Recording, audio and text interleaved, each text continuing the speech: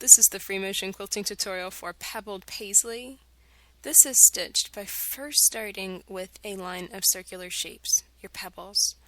And so I just worked this kind of in a line.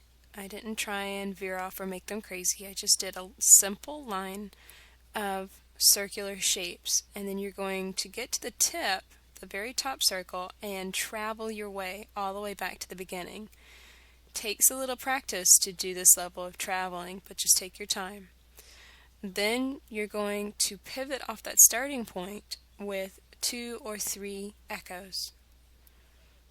And you can see that I'm keeping the echoes also consistent distances, in this case about 1/8 of an inch away from the previous line. And it really adds to the texture of this design because the circles really get your attention, but then the echoes, the lines around them, are what really draw your eye to each individual shape. And to move to the next one, you simply travel and then start a new line of circles. And you can see I'm really getting the circles very, very tiny when they're deep down in crevices like that. I really want them to fill and fill up all those little gaps, all those little weird spaces in the design. And traveling over the circles is a little tricky. That's probably going to be the hardest part of the design itself.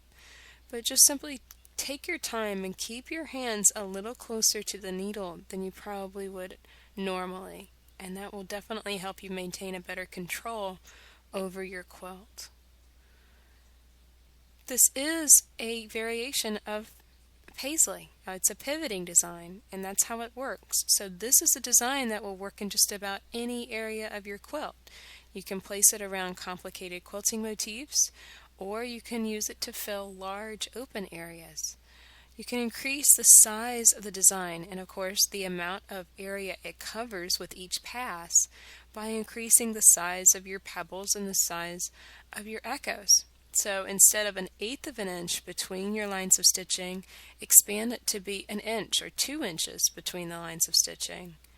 It's honestly a little harder to stitch these kinds of designs bigger because you're wanting to keep your hands in this nice flowing pattern. You don't want a wobbly and wiggly echo or wobbly wiggly circles. You want them to make nice smooth shapes.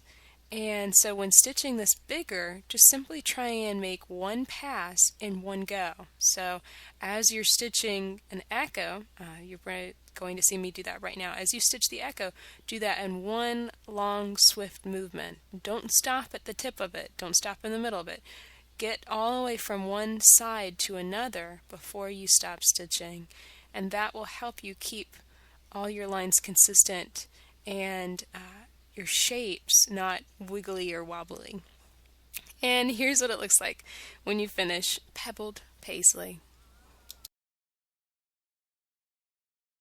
For over 150 videos, plus loads of tools and supplies for this wonderful hobby, go to DaysStyleDesigns.com.